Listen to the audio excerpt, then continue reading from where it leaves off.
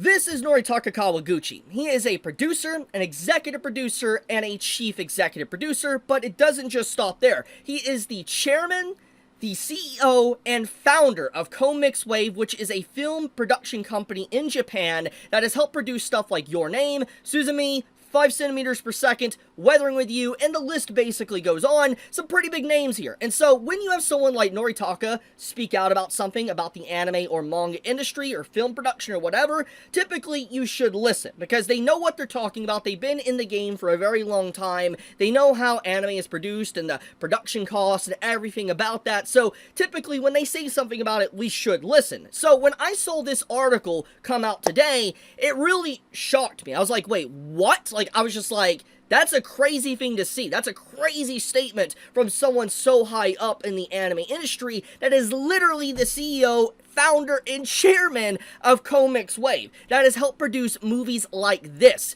And so when you see this statement, it's definitely something you should pay attention to and definitely something that we should actually spread awareness of. But before I get into this, there is something that does need to be mentioned. Earlier this month, in June, there was another article that came out with his statement as well, where he pretty much addressed that he wanted Crunchyroll to have a healthy competition. He wanted Crunchyroll to have a competitor. And to kind of explain this in very simplistic terms, as we all know, Crunchyroll pretty much has a monopoly. Sony/Crunchyroll has a monopoly on anime in the West, and it's very hard for any company to really branch out and compete with them. And having him, the founder, pretty much speak out about this and saying that they want TOHO and GKIDs and all that to really expand and be healthy competition to Crunchyroll showcases where he stands in the whole thing. That he's not entirely on Crunchyroll's side, and in fact, he's more or less kind of against them, and he wants Crunchyroll to not just be the sole owner of all anime in the West. So I think in general it's very clear that he wants what's best for the anime industry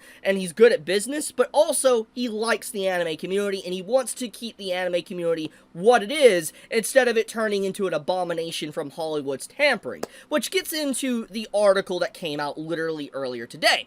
So we gotta look at this, and when I read this, like I said, I was shocked. I did not expect to see a statement like this, and I read what he said here in the, this article, and we will go over that, but we need to address this article title. Hollywood views of anime as cheap alternative.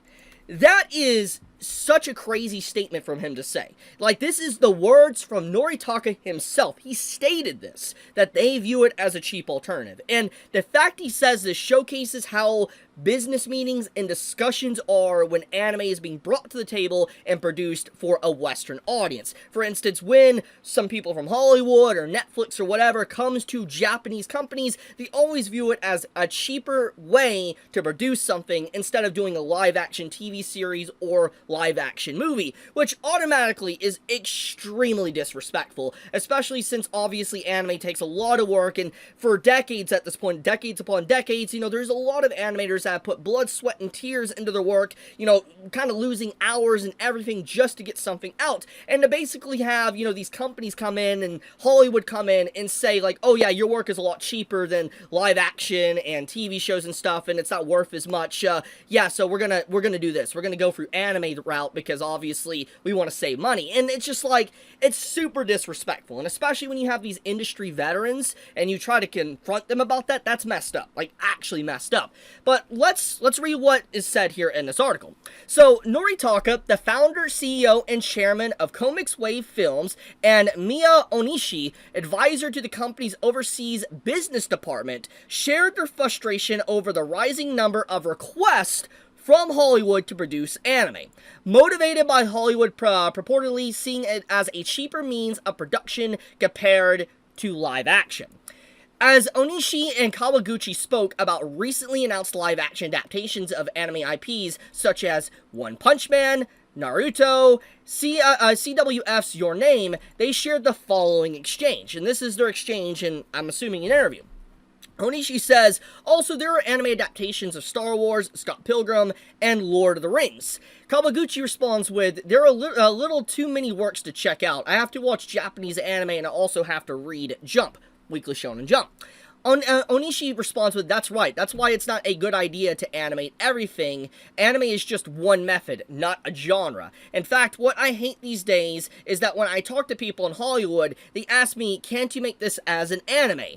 What lies behind this is something like, it's cheap if it's an anime, which really pisses me off. Kawaguchi responds with, it pisses me off.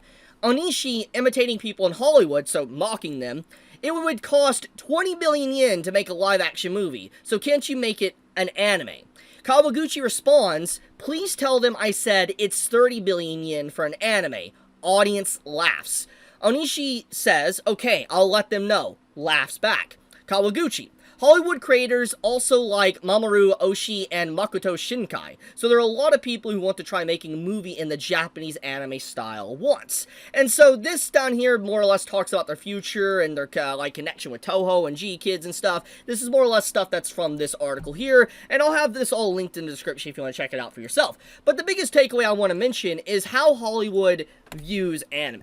So we've already known for a while that Hollywood obviously views anime as a cheap alternative, or not in this case, Hollywood views anime as a new source of revenue. There we go. They view anime as a way to make more money because obviously nowadays anime is extremely popular, and we have definitely seen a rise of Hollywood trying to dive into anime culture. We have 100% seen this. And seeing this from someone that's just so high up in the anime industry making a comment like this, it showcases how Hollywood always brings these discussions to the table, how Japanese producers feel about this, but also how in general Hollywood really is using the anime image as a skin suit. They really are. They are literally wearing it like a skin suit and not really caring about the culture, the effort, or anything that goes into anime just to be able to profit and make as much money as possible. Now, at the end of the day, these are companies, and they are supposed to make money. I'm not going to fault a company for that, but it's still the point. It's very clear that there is no good intentions whatsoever. There is no intentions to try to adapt or conform to the culture of Japanese anime and culture itself, but no, they want to just wear it and then just put anime style over it and then produce it because it's cheaper to them, but also it'll be like, oh, you guys like anime, right? Here you go, here's an anime movie of your favorite live-action series or something. So I think that it's, like I said, very disrespectful. I think that in general, seeing something like this is just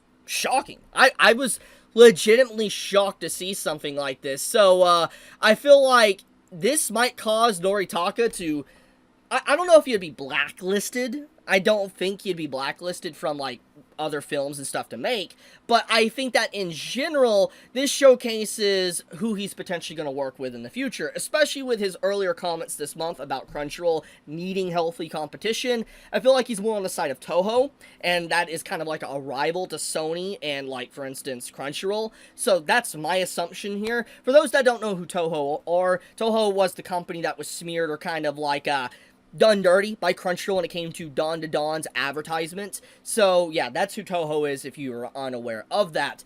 But, yeah, so, want to bring this up, want to talk about it. What do you think? Do you think that Noritaka is just upset and crashing out, or does he have a legitimate reason to be upset? Be honest in the comments below, but I love you guys. Be safe, stay healthy. Chibi out.